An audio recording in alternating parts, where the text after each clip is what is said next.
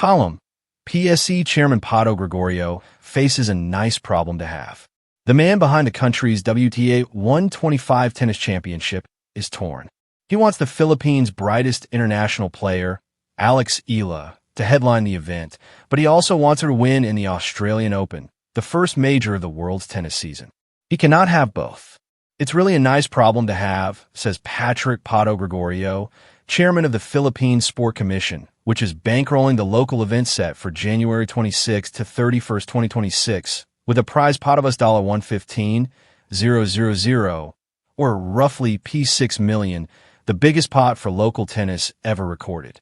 The thing is, a number of days of the Philippine schedule runs concurrent to the Australian Open slated for January 12th to February 1st, 2026.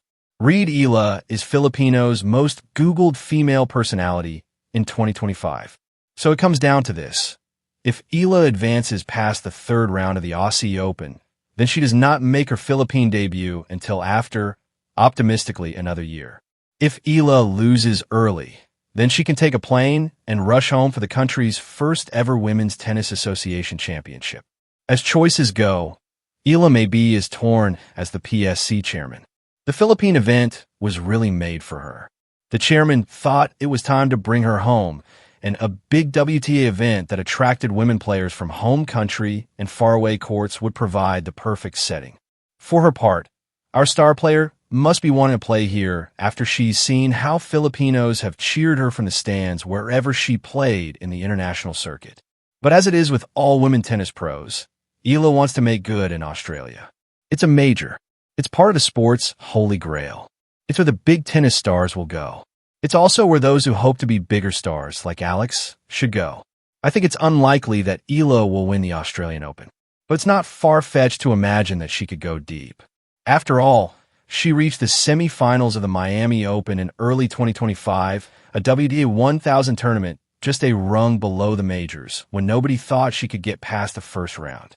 If she does good in Australia, it's goodbye Manila 125. Sad for Filipino fans wanting to see her play, but on the other hand, if she goes deep there, it's cause for celebration. She will boost her ranking. She will become a player to be reckoned with in the Pro Tour, and she will put the country on the sports map. Why the date of the Philippine tennis tournament had to fall within the same window as the Australian Open is apparently unavoidable.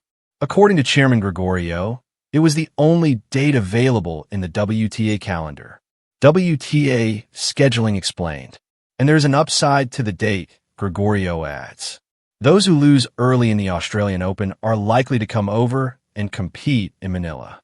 This may include big names, which is why he explains some tournaments are scheduled inside big ones and in places nearby.